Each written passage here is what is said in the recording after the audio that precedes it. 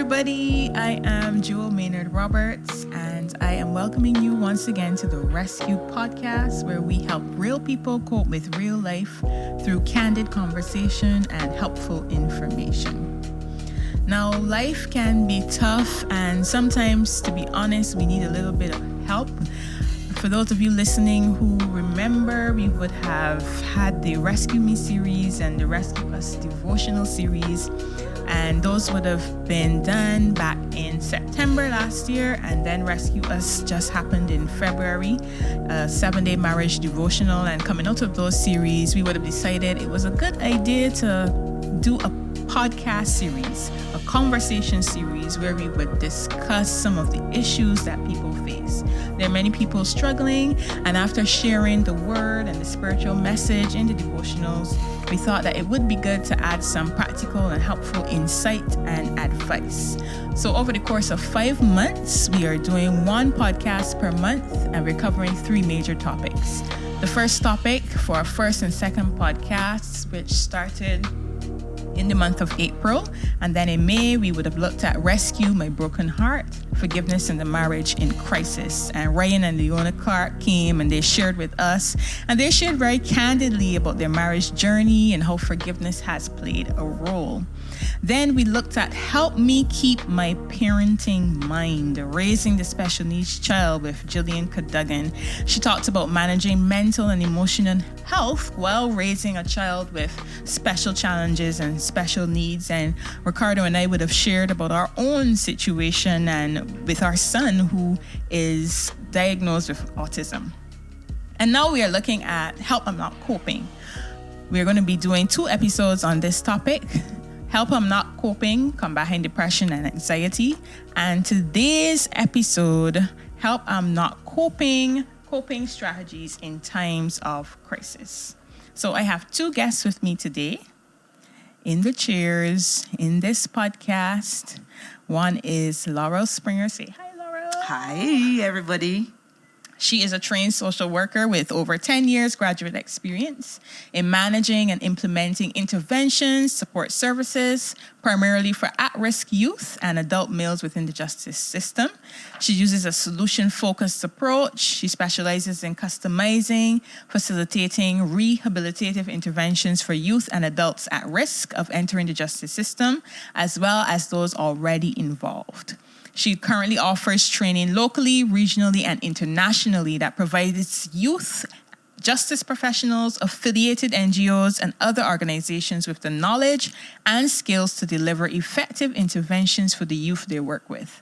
Laurel also facilitates training and customized presentations for the general public on youth-related issues such as mental health and strengthening the parent-child relationship. Laurel serves as a member of the board of directors at Family Heartbeat International Network, Inc., a counseling agency in Barbados, where she provides part-time program development, consulting, and counseling services. She loves to travel, listen to music, and enjoys spending time at the beach. That's me. And then we have Clair Browne with us in the chair as well. And he is a certified holistic counselor and life coach. He's a wellness massage therapist, a marketing advisor, and most importantly, a minister of the gospel of Jesus Christ. He owns Healthy Cottage, a Christian counseling and well-care therapy business with his wife. And they have a passion for relationship and emotional education via Yahweh Ministries. He's been married for 17 years and has a passion for marriage and family. And he was just telling us about his kids and grandkids. Exciting time. Yes, please. Yes. So today we're talking about coping strategies in times of crisis. And crisis is a term that we often hear.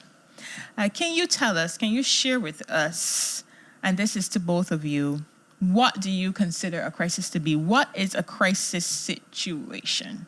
Well, I think, Joelle, that you actually kind of raised a really good point in your introduction, because the interpretation of a crisis is in some ways relative.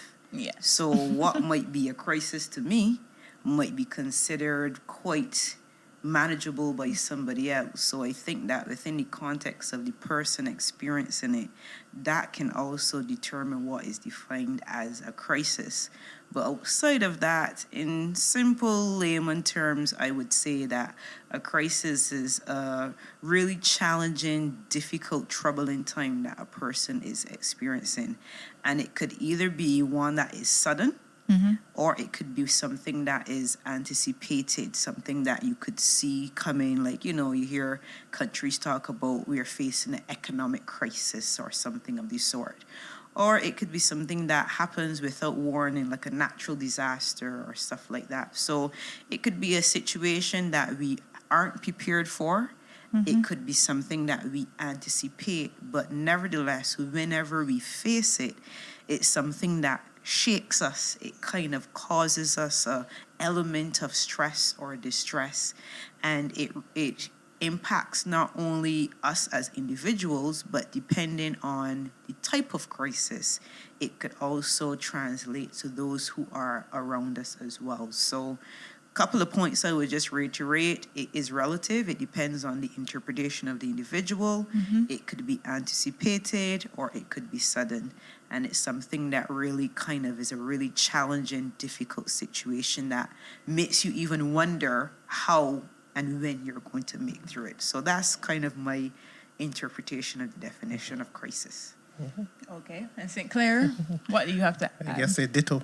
I agree. It is very much that it is individual, group, or community or whole society where it is either expected or unexpected. And you have something called crises, which could be even is negative, a negative change to, I said, the security, the economic, political, societal, or environment, I was assured, that can impact, us in a major way.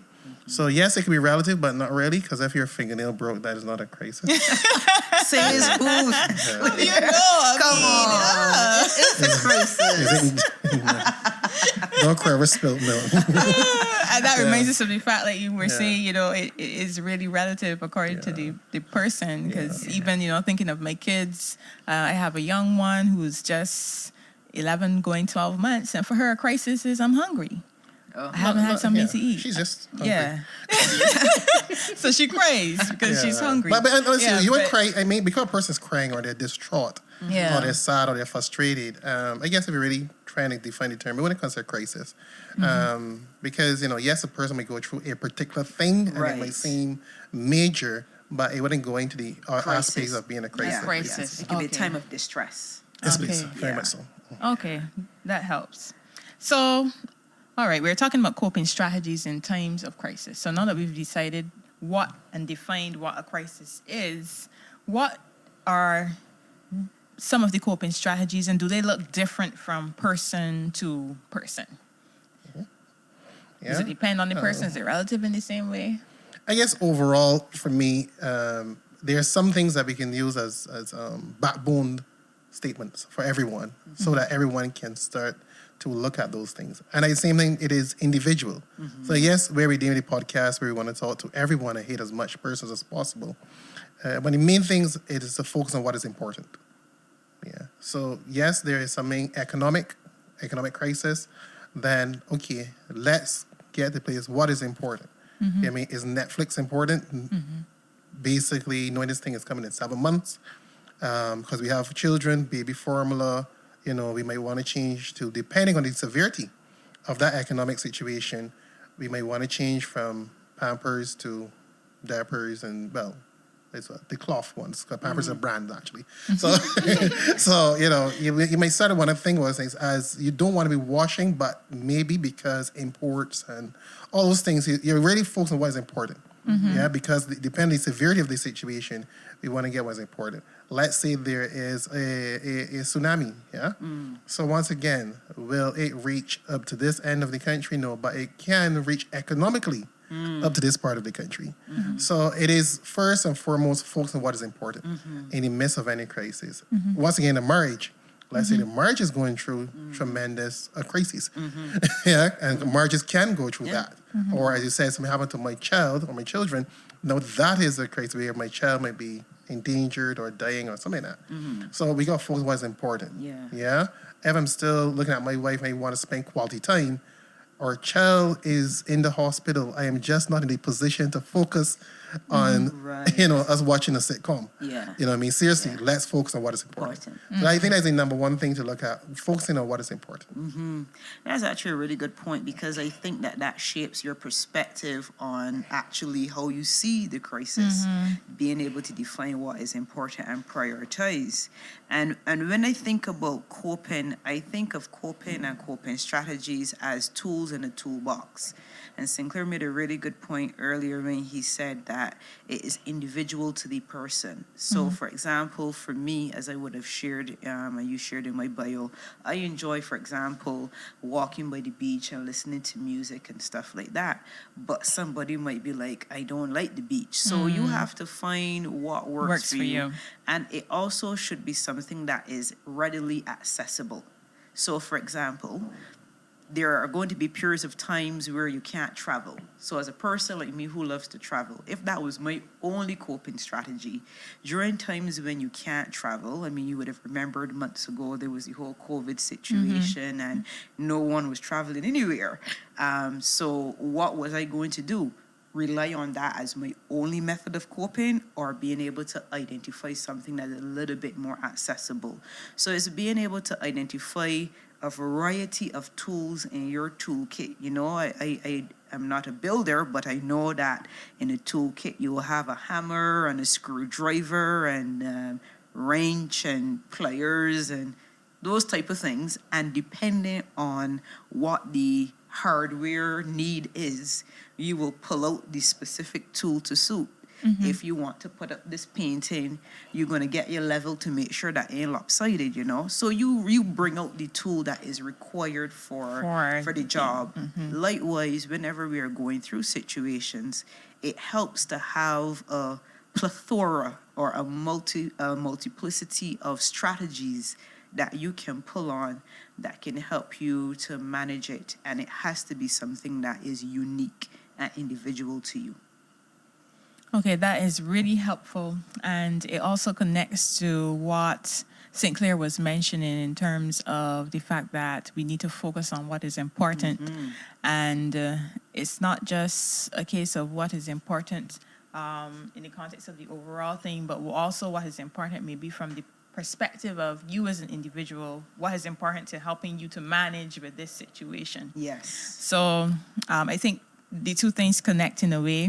And when you said what is important as well, that focus on what is important, I think that is really, it really pinpoints the fact that there is a need in a crisis situation to evaluate what actions are we going to take, what will we do, how will we manage, how will we cope. It's, it's like you're making a plan to help you to go forward in whatever the situation is that is coming. So in the case of the job loss that you would have mentioned, and you're going to have some economic reduction and your money might be less. What is the plan? What is the strategy? What's the most important thing that we need to do, and how are we going to manage, or how are we going to cope with that? So what are some of the challenges that will come in terms of mental challenges, emotional challenges, when we're trying to process what has happened to us, when we're trying to make those plans and those strategies for how we will cope? What are some of the mental things that may be going on in our minds? What are some of the emotional things going on in our hearts during that time? Well, to tell you what we just spoke about, there's going to be a lot of sacrifice. There's going to be a lot of sacrifice. The reason being, because of the crisis, and we talk about crisis, not just a situation, we talk about crisis, which is something major, and something you have no control over. Yeah. So the mere fact that we talk about mental and emotional, because it really boils down to wants and needs. Because there are a lot of things you may want, but we recognize we don't need this because of the particular situation. So yes, I might like strawberries, but okay, Sinclair, you can't eat. I mean, keep purchasing strawberries, recognizing buy some bananas. You understand? Buy some bananas, or really get in there because.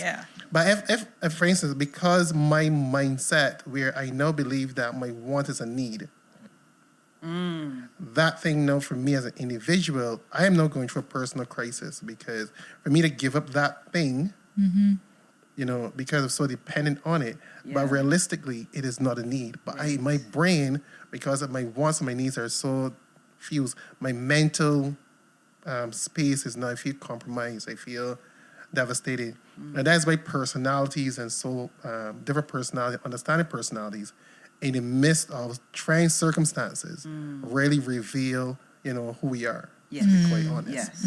Right? So a crisis, even from a biblical perspective, allows us to see the true me. Yes. Correct. Because if you Correct. squeeze an orange, grape juice is not going to come out. Correct. So we can do the Correct. peripherals, but crisis allows us to see what are your wants, your needs, your mental health, your emotional health. Yes. Will have to be very strong that you're willing to sacrifice. Which is really an investment into the future. Something called delayed gratification is another Yes. thing that's very major. So for a lot of us that in the present time where we want everything now, you know what I mean? If I don't get it in 5 minutes, I want it free or I want discount. We are so self-centered that we've built a narcissistic society where if a crisis kicks in, a lot of what we think are needs are really wants, but because of how we've been developed, they actually feel like needs. So for me, mental emotional health is very, very, we're very much impacted by crises. And I think we need to start to, to do some work, really, truly. That's a really good point. And I mean, even just to jump off of what you just said, I think it's also important to be able to also identify that there are some challenges that persons may face depending on their own personal mental health. And I always like to talk about mental health as on a spectrum. So mental health is everybody's health, taking care of our mental well-being, our thoughts, being aware of our emotions, our feelings, etc. And on the extreme of that would be mental illness. And those are situations that really cause a person to deal with situations, perceive situations, manage situations in a much more compromised position than someone who is healthier in terms of their mental health. So as we have this discussion, I want us to also bear in mind the reality that there are some persons who are struggling already, crisis or no crisis, with managing their mental health, being able to manage stress.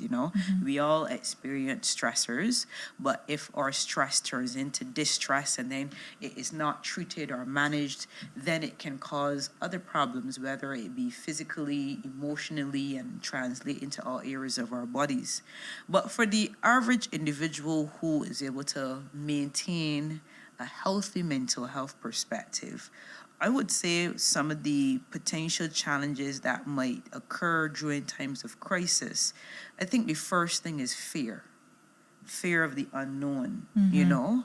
Crisis sometimes come whether anticipated or otherwise, and it shakes your sense of security.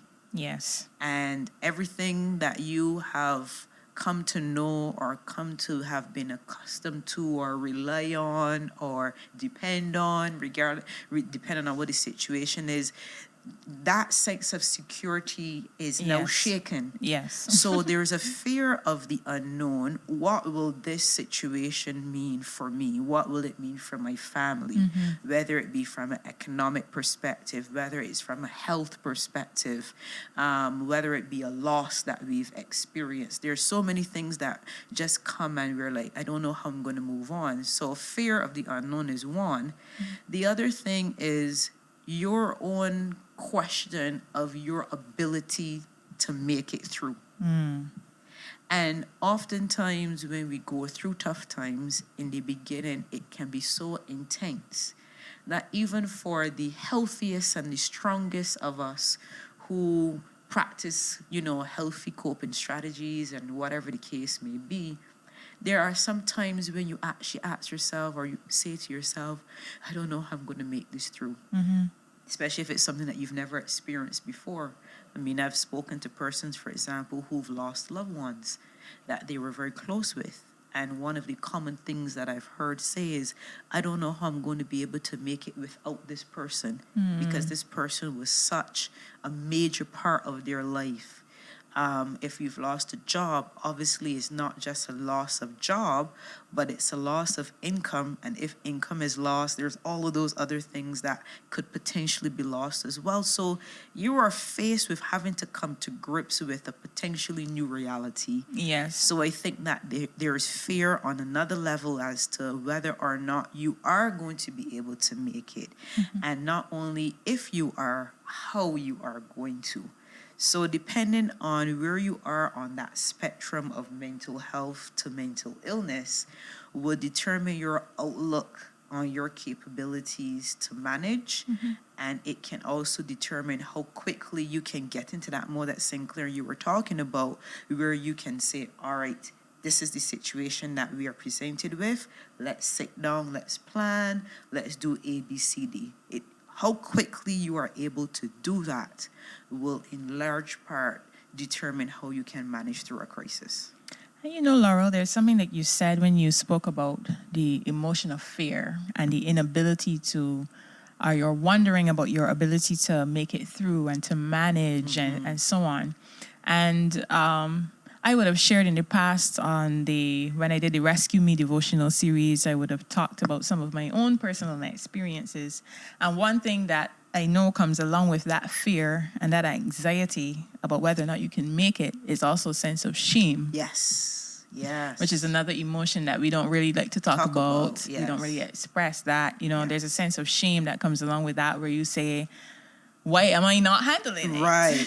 Why am I not managing? Why can't I function? Correct. What's this? You know? Yeah. And that is especially true, I find, because here in our local context, at least in my own family experience, conversations about feelings don't really happen. You know, that was my experience growing up. We didn't talk about our feelings. And even when you did speak about your feelings, sometimes they are invalidated to some extent because, you know, you come up in the tradition where your parents are saying, look, you have a roof over your head and you have food to eat. What you complaining about? You understand? You don't got nothing to complain about. So sometimes, you know, your feelings aren't necessarily validated or there isn't room for you to speak and discuss those feelings because the culture is, look, if you got food in your belly, you should be you have a roof over your head, you need to be a happy child. You understand? So in our Caribbean context, in our Barbadian context here, do you find that within our families we have conversations about these things? Do we talk about our feelings? You know, do we talk about it? No, feelings and emotions are, you know, present day topics. Yeah, it isn't that our parents understood even feelings and emotions. Exactly. So their thing was more gratitude. I think they were trying to get us to a place of having gratitude, right? Because I think by human nature, if you allow us, we would normally go to a place of selfishness, self-centered. I mean, I think that's all across the world. So I think by having parents that are trying to get us focused on what you have more so than what you don't have, I mean, why they ignored our individual feelings. I think they were trying necessarily to get us to focus on the positive. You know, the Bible will say, focus on what's above and not beneath. It is true. Because you have a tendency to just drop your head, you know. It's just a natural inclination, slump your shoulders, you know what I mean? If you don't naturally, you know, put your shoulders back, put your head in the air. So you have someone to say, you know, put your shoulders back, lift your head in the midst of this. And I think that was their way of let's not just stick your head in the ground, but let's focus what's positive. So yes, the truth of the matter is it did not, but it had its benefits. At the same time, it did not allow many persons to evolve emotionally. Right? And by extension, so now there's the whole thing of emotional intelligence and taking over the world. Emotional maturity as well as a topic. So now we're actually able to do emotional quiz and testing and see where we can evolve and build ourselves emotionally. And as well, I know it's not a Caribbean thing because emotional intelligence right now is a big thing internationally. Right?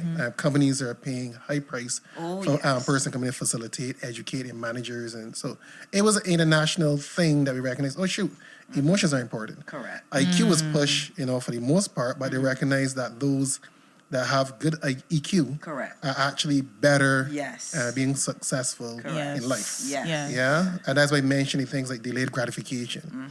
Right? Delayed gratification, persons that understand and able to do delayed gratification. Yes. They recognize those persons have ability to be more successful. Correct. Yes. All right. So looking into the emotions and feelings, yes, so it's a new topic and it's a new environment. So it is good that we're here and we're able to identify it. And even although the information is available, trust me, many persons still cannot distinguish between emotions and feelings. And I know it is coming, so I'm going to push it in there. And no, women do not have this onus on emotions where men are concerned. I'm just going to feel the fire like straight Right up. away. Yeah. Yes.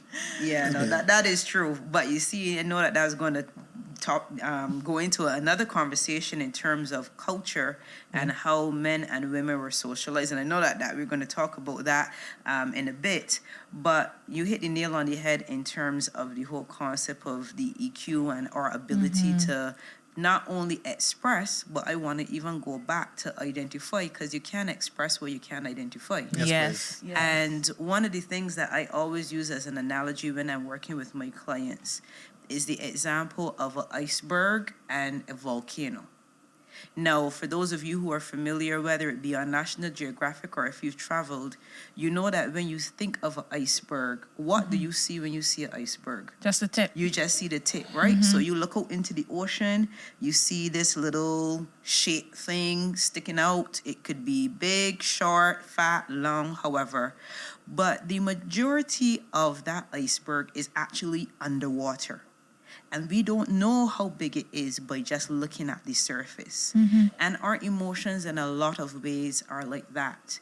We see a lot of expressions of emotions on the surface.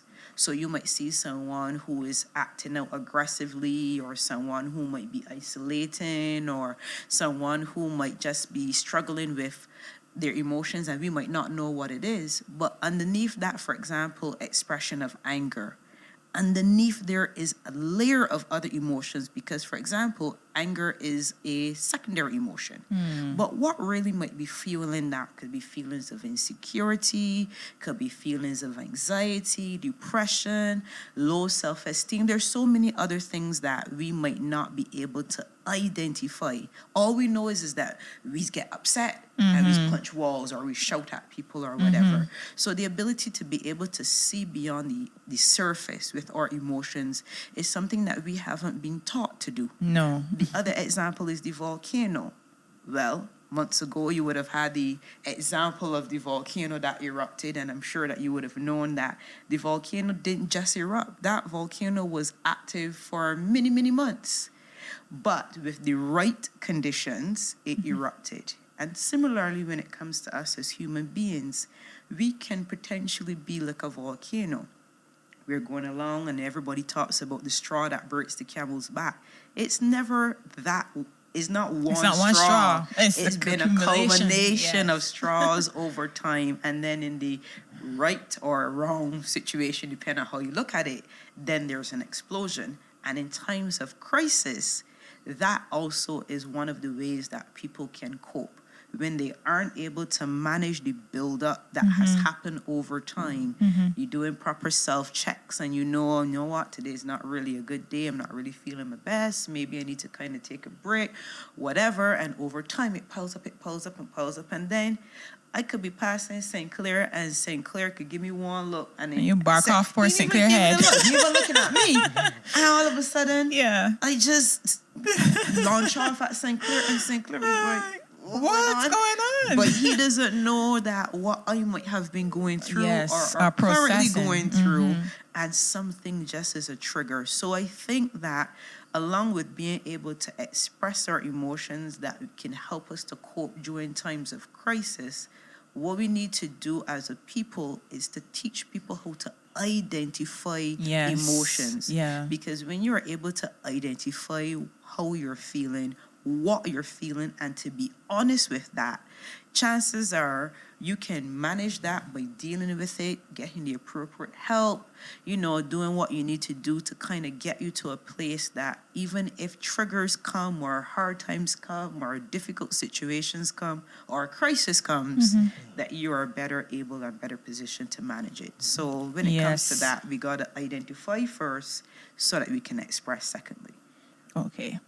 That sounds really good. And I definitely agree with what you're saying. They need to identify and then express. And that all connects to what we were mentioning before about emotional maturity and emotional intelligence. And quite recently, I was listening to something where the topic was emotional maturity. And they were saying that an emotionally mature person is able to develop positive coping mechanisms. So when there are times of crisis, your mechanism is not the volcano that you were explaining, but your mechanism is a positive one. You have found a way to identify and to manage how you feel over time so that you don't explode, or so that another crisis situation is not created by your initial crisis. Or a multiple range of crises are not created because of your initial crisis and your failure to manage your emotional maturity, your emotional intelligence. Yes. And there's a need for the development of healthy habits. And they also mention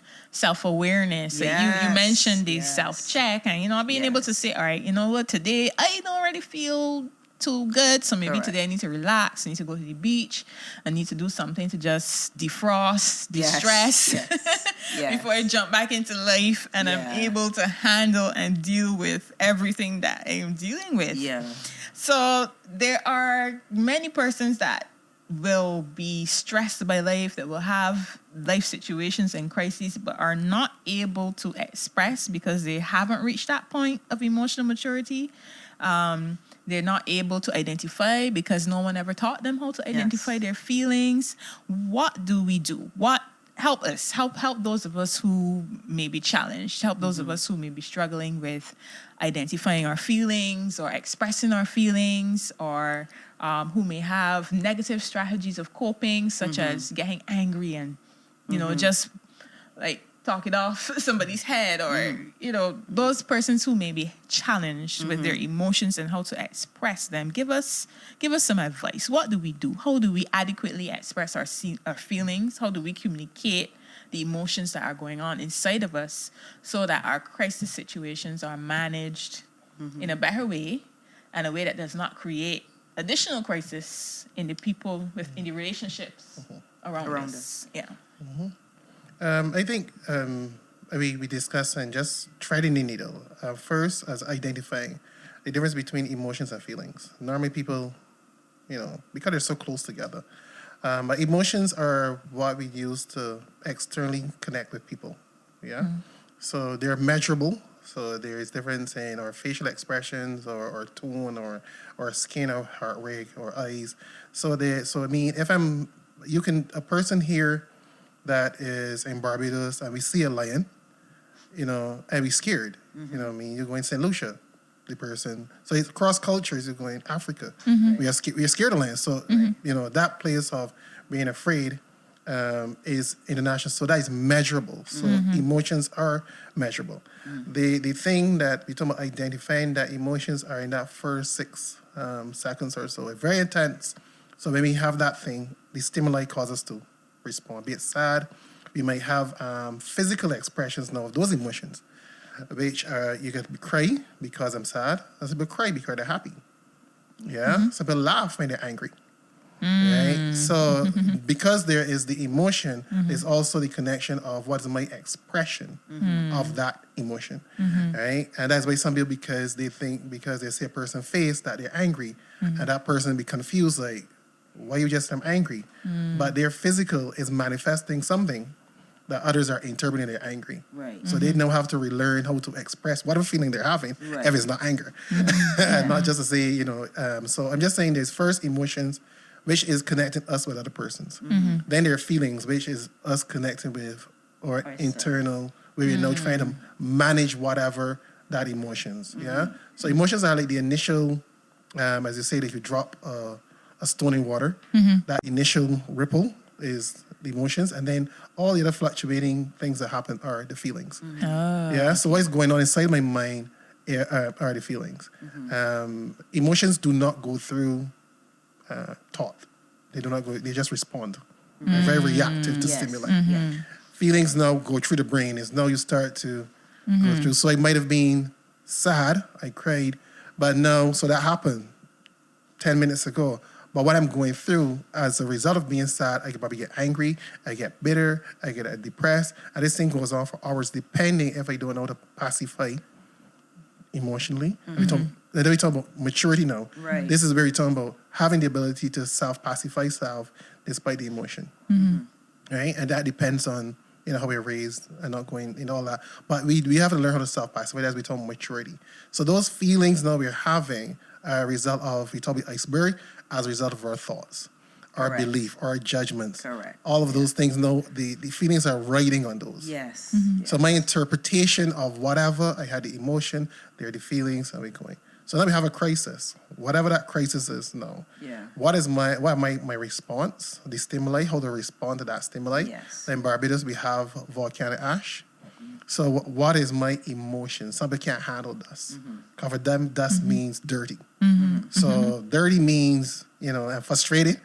I can lead to anger. Yeah. You know what I mean? It could affect my internal being. So I'm agitated by it. And some people see dust and they're going like, okay, there's nothing to do about it. I'm going to wait until it's passed. So for some people, even the volcanic ash is a crisis, right? Because we don't know what's happening. They be anticipating a tsunami. They figure, the brain just keep going. So just to help us understand, coping is really, as we had earlier, identifying. Start to learn myself. There's some basic emotions. Yes. There's happy, there's joy, depending on the modality you look at. The platonic has 8, some do 5. So the primary emotions, secondary emotion, and tertiary emotions.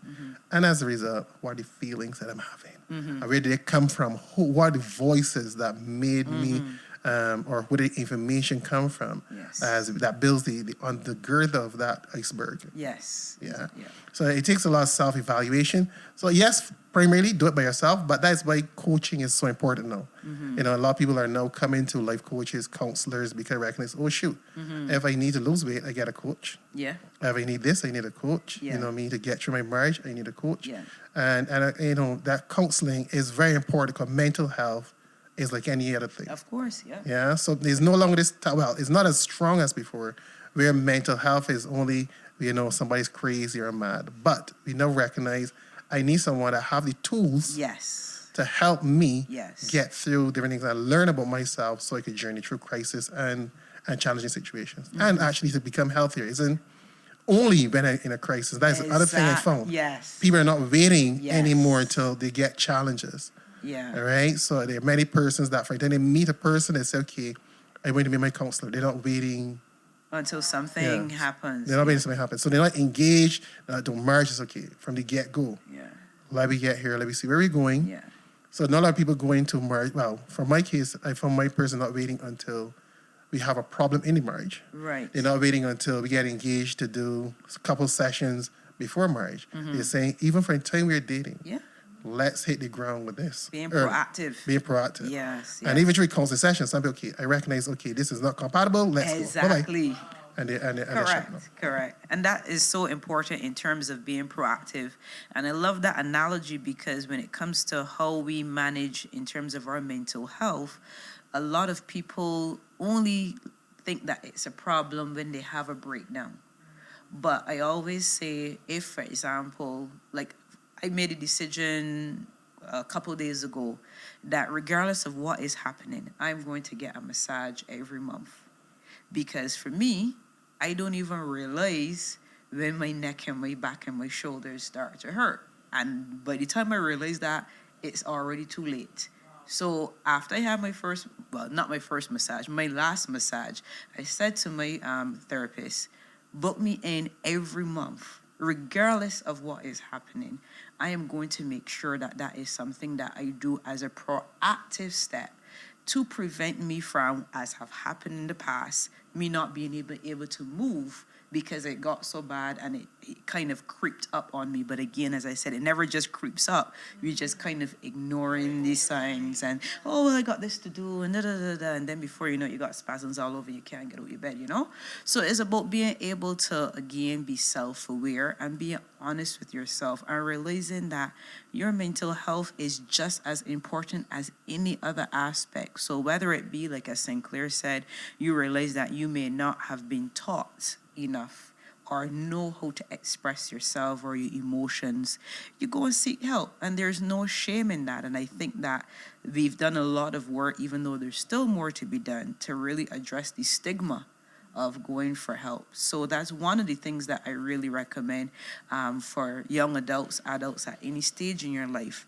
But before that, what I will want to encourage for those who are listening who are parents or those who are in positions where they interact with youth is to ensure that from as young as possible, we actually teach our children about being able to identify and express their emotions in a healthy way. I think that sometimes, again, because as adults who are parents, they parent how they've been parented in a lot of ways. I mean, I think that nowadays a lot of parents have made the decision that just because they were parented in one way, it doesn't mean that they have to do the same with their children, especially if they've experienced trauma or, there were some situations that weren't necessarily the best. But I think that if we can help children from a young age be able to identify how they feel, and when they express them, provide that safe space for them to do it. And that's something that I spend a lot of time talking about, is the creating of safe spaces. Because if you teach me how to identify my emotions, you teach me how to express my emotions, and then when I do that, you invalidate me or you shut me down, it makes no sense, right? Exactly. So we need to be able at every stage and level, wherever we are, whether it be in our families, in our churches, in our workplaces, with our colleagues, in our friendships, we need to be able to create safe spaces so that if at any point in time and for any age, a person says, I'm really having a rough time, or, I don't know how I'm going to deal with this situation, that person can feel comfortable enough to communicate that without fear of judgment. Now, I'm always known to kind of ruffle feathers a little bit, so I'm not going to disappoint. I know that, for example, within religious or faith circles, our automatic response in a lot of cases is just pray about it. Give it to God in prayer.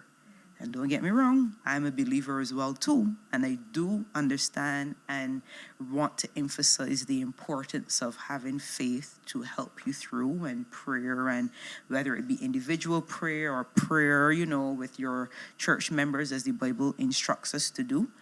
But I think that if we understand that as individuals we are holistic beings, we are spiritual beings, but we also have, there's 7 dimensions of wellness, and sometimes we only want to focus on the spiritual dimension. We cannot ignore the fact that there might be other things that are required. So that's like if you come to me and you tell me, Laurel, I hungry, man, I had nothing to eat. I say, I pray for you that the Lord will provide. We got to move past just the little cliche statements, that can invalidate or minimize how a person might be feeling. And over time, that can actually cause people to shut down. Because if I know that I'm feeling a way and I'm really struggling and I'm trying to find a way to manage, and if I go to you, the first and the only thing that you're going to say is, I'll pray for you or pray about it, then where is the support that helps me be able to feel as if, I have someone who's giving me practical, tangible steps that I can make it through. So we got to be realistic, we got to be relatable, we got to be practical, and we have to meet people where they're at. Because everybody is also not going to be at the same level of emotional maturity. And it might mean that with some, we might have to hold their hand a little bit more. With others, they might just need a little pep talk. But regardless of the stage, I really want to emphasize here the importance of these safe spaces, so that whether it be a young person, an older person, a single person, a married person, a parent, wherever, that they know that there is some outlet that they can go to, that they can either have a sounding board or they can actually get practical steps to move on. That is important. So you mentioned about safe spaces and the creation of a safe space in which to express your emotions and feelings. And our next question talks about the fact that some persons sometimes may be given an opportunity to communicate their feelings, but then have a challenge in communicating at that point in time. And what I would add to this question is that from my own personal experience, what you say about safe spaces connects with me deeply, because what I have found personally is that wherever there's a situation where I do not feel safe, if I feel as though I am going to be judged for my feelings, if I feel as though you may reject me for my feelings, or if there's any underlying fear of rejection, any underlying feeling of those feelings not being accepted, or just, not feeling as though there is a space for unconditional expression of what is happening with me, I will, even though I am given an opportunity to express, I may not express it properly. Yeah. Because I don't feel safe. Safe, yeah. And it may take a lot of preparation, a lot of me sitting down and having to write it out and think through before I can come and say, this is how I feel, because I'm afraid of the response that I am going to get. Yes. So that has been my personal experience. So when you say safe spaces, I was like, boy, yes, that connects for me deeply. Yes. Yeah, so those people who are like me, who sometimes struggle with communicating our feelings and finding safe spaces in which to do so, how do we manage navigate that those times? And then there are other times where there are other people, another category of persons, who may struggle with communication in general, who may have issues in terms of being able to express themselves. Right. Period. Yes. What do they do? How do they address their feelings and the expression of those feelings? What are some of the practical steps that they can take? Yeah. Well, I think that you actually give a solution in your example, one of them, and that is to do the necessary preparation to put you in a place that you can communicate in a way that is more effective. Yes. So, like you talked about, sometimes a person may have to go away. I'm like that, especially if it's with a person that I care about, and I want to make sure that I don't say anything out of anger, or I really want them to understand how I'm feeling. I tend to write out how I feel first. And then I have something, once like the initial emotions are out and I am a little bit more clear and I can identify that, depending on who it is or what the situation is, I might send it to them and say, I am a person that expresses myself better in writing.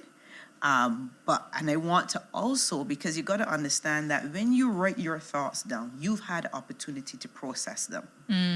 In communication, oftentimes we've had the opportunity to process it and we present that to the other person, but they also need the opportunity to process it, to respond accordingly. Yes. So there are a couple of benefits to using that approach. You have the opportunity to think it through, process it, write it down, share it with the person, and indicate a time frame, a reasonable time frame, to say, I would love to give you the opportunity to process this just as much as I was able to, but we really do need to have a conversation about this. So I am open to hearing from you. When is a time that we can come back and talk about this? And this is obviously I'm not talking about a crisis situation where like something's happening right now and you need to talk about it, but I'm talking Write it about, down right here. Exactly. We don't have no time for that. But I'm talking about those situations where it's an important situation that maybe as a family you have to make a decision on, or whatever the case may be. Those things are healthy ways of being able to broach an important topic where both persons can feel heard. Secondly, it's about knowing that time and place also makes a difference. And if I came home and I see the person that I want to talk to watching TV or playing a game or hungry or tired or miserable or whatever, or it's preoccupied, not the time or the place. It's not a good time to have a conversation. So it's also about being emotionally mature to know when is the right time to have a conversation and how to bring it up. Make sure you are If it's a really emotionally intense situation, you kind of try to manage that. So maybe you might need to take a time out before you kind of address it. So it really is about being able to assess in the moment what you need to be able to communicate. And communication is not me talking to you. Communication is me expressing something to you and you understand where I am coming from. So for communication to occur, it isn't just an exchange of information. It is an understanding of the content that results in an action being taken in. Say that again. Communication is not just an exchange of information. It is about me conveying to you a certain point or a certain set of information that I want you to take action on. Whether it be, moving forward from here on, this is how we will deal with this, or this is the plan of action, or I've heard you, I apologize, whatever. But it has to be... There has to be some result from what you have communicated. It needs to be an acknowledgement of your processing of the information that I've shared to you, and then action steps that happens after that. And the final thing that I will say, if we're talking about practical steps, is the use of I statements.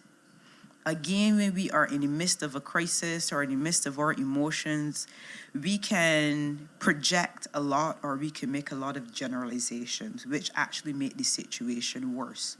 So I am upset with you, for example, because I told you that I want you to pick me up at 4 o'clock after work, but you get there at 4:30 and you didn't call. You didn't say, I'm running late, there was an accident on the road, I got caught up, whatever. I'm here saying, now steaming, thinking, I told her to come for me at 4 o'clock and it's 4:30 and I hear nothing yet. So I'm thinking, you're disrespecting me, you're disrespecting my time. How could you do this? Or you might be thinking, oh my goodness, did she get an act? Like so many things. So by the time you get to me, my head hot for different reasons. So it's about me saying, you always late. It's not that you're always late. That could be the only time that you're late. But we tend to make a lot of generalizations. You are always, or you never come on time, or I always have to do this. And when you say you now get that person amped up. But the focus of that process of communication is about how you feel. And again, it boils down to be able to identify how we feel, that we can express it. So something like, I feel disrespected when we've made an agreement on you coming for me at a certain time, but you've come late and there's no communication as to if you're okay. I was worried. I felt like, you're not taking into consideration. I have something else, whatever, but you focus on yourself. So I, and then you let the person know how their actions have impacted you. Yeah. It's not about blaming and you always and you never, because it could be a one-off. So I think that, again, if we think about how we say what we say, the message also is communicated. And in a time of crisis, even more important for us to utilize effective communication skills, because in a crisis, there might be a need to respond in quick order. But if I get my wires crossed and I scream and I'm emotional and I can't, de-escalate and you feed off my mood and we both screaming and no, there needs to be a way where we grow in emotions and grow in our maturity, that even when in a time of a crisis, we can communicate. And that is one of the signs, for example, of an effective leader. That in times of crisis, they can rally up the troops, not that they ignore how they feel, but they can channel it and communicate with each other in a way that says, all right, let's deal with this. Okay, so Laurel, you gave us some really good points that will help us, those of us who struggle, like how I sometimes do, when I don't have a safe space with expressing our emotions. You mentioned writing down, you mentioned processing, you mentioned the fact that we need to choose a good time. You talked about the I statements as well. Guys, this has been another episode of the Rescue Podcast. We had this great conversation on coping strategies in the time of crisis. And we are going to split this conversation into two. So next month, at the end of the month of August, in a bonus episode, we will give you the other half of this incredibly important conversation. In a time like this that we are currently living in, it is crucially important that we have an understanding of how to manage our emotions and how best to function and to cope in times of crisis. I'm Jewel Maynard-Roberts. This is the Rescue Podcast, where we help real people cope with real life through candid conversation and helpful information. Don't forget www.therescuelifeline.com if you need to access our 7-day marriage devotional series or the Rescue Me devotional series. Bye for now and see you next month.